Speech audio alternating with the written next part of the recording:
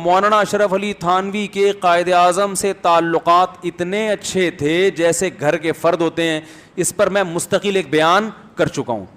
اور قائد اعظم محمد علی جناح مولانا اشرف علی تھانوی کی بہت زیادہ تعریفیں کیا کرتے تھے, لوگوں کو فخر سے بتاتے تھے کہ ہمارے پاس ایک ایسا عالم دین موجود ہے, اور قائد اعظم ان کو فالو کرتے تھے. علامہ شبیر احمد عثمانی رحمہ اللہ نے قائد اعظم سے کہا کہ حضرت آپ پینٹ کوٹ پہنتے ہیں, آپ مسلمانوں کے لیڈر ہیں, آپ کا لباس مسلمانوں والا ہونا چاہیے. قائد اعظم نے پینٹ کوٹ پہننا چھوڑ دیا, شیروانی پہننا شروع کر دی ان کے اس مشورے پر.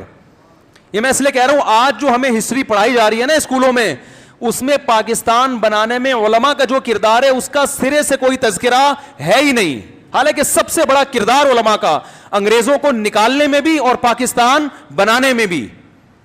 کیا وجہ تھی کہ قائد اعظم نے بنگلہ دیش میں علامہ ظفر احمد عثمانی سے پاکستان کا جھنڈا لہروایا, اور یہاں پر علامہ شبیر احمد عثمانی کو کہا کہ آپ سب سے پہلے پاکستان کا جھنڈا لہرائیں؟ اس کی وجہ دونوں عالم, دونوں مولانا اشرف علی تھانوی کے بھانجے.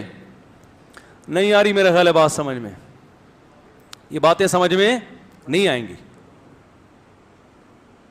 قائد اعظم کا علماء سے بڑا گہرا تعلق. دیکھو کوئی کنٹری جب وجود میں آتا ہے تو سب سے پہلے اس کا جھنڈا کون لہرائے گا, یہ بات بہت معنی رکھتی ہے کہ نہیں رکھتی؟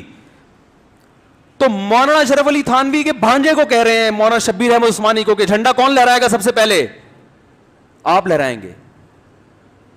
دنیا سے جانے سے پہلے وصیت کر رہے ہیں کہ میرا جنازہ کون پڑھائے گا؟ احمد عثمانی, تاکہ میرے اوپر جو جتنے تانے ہیں, بعض لوگ کہتے تھے یہ پارسی ہیں, بعض کہتے تھے یہ رافضی ہیں, سارے تانوں کی نفی ہو جائے کہ میں مسلمان ہوں اور سنی مسلمان ہوں.